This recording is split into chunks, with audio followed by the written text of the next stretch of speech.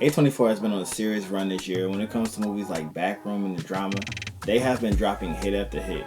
And you can add the movie The Invite right into that. From the trailer, I thought I knew what the movie was going to be about, but when I actually watched the movie, it was completely different than how I interpreted it to be. It's unexpectedly funny. The humor comes out in very awkward moments, and you can feel the tension in every scene that's on the camera. Everything comes together when it comes to tension. The dialogue, the score, the camera work, everything adds to the awkwardness along with the tension. And what I really loved also about this movie is how they allowed the awkward moments to sit there with no music whatsoever.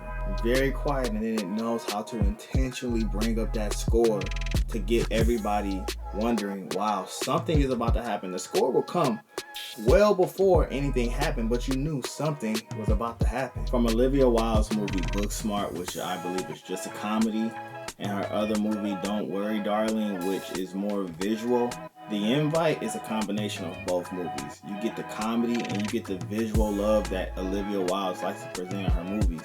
This is her third feature film, and I believe this is her best film that she's ever done. This movie, in my opinion, was a masterpiece. The cinematography was intentional. The camera work built the tension, and the awkward moments didn't feel rushed at all.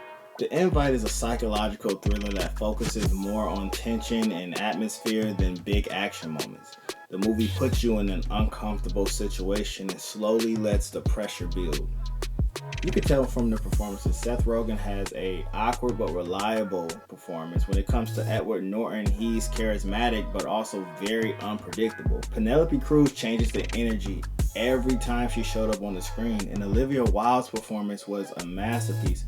And I'm gonna keep it a buck. I'm gonna be real with you. I'm gonna just say it because no one else gonna say it. Olivia Wilde is so fine. She's so fine. The whole movie, I'm looking at her like, oh my goodness, Seth Rogen, this is your wife. You better love this woman. But that's not the movie it was. Everything else, though, came together with the movie. The pacing was great. The visual, the atmosphere, everything truly came together. Olivia Wilde was at the top of her game when she was making this movie. There are some points in this movie where the camera was so well placed that you could feel the awkwardness and the tension in every moment. There's a moment in this movie where Penelope Cruz is kind of being their therapist for Seth Rogen and Olivia Wilde, and the way that the depth of field goes from Olivia Wilde to Seth Rogen in certain moments was a masterpiece. And there's a scene with Seth Rogen and Penelope Cruz. I'm not going to give it away too much, but let's just say when they're in his office, that whole scene was just a masterclass. Well, what I loved about The Invite is that it's a very awkward, intenseful movie that puts you into the awkwardness to be with the people who are feeling this awkward moment. The score adds into the awkwardness. Olivia Wilde knew how to let silence sit for a while to let us live within that awkwardness, and then let the score build up in certain moments before anything even happens, knowing that we're going to think, wow, something is about to happen. And then boom, something does happen. Something unexpected that you don't think is going to happen happens. The movie comes together very well. It's very well written. It's very well directed. The color grade was great. The cinematography was great. And the score was a masterpiece. So I'm not trying to tell people that they should automatically love the movie.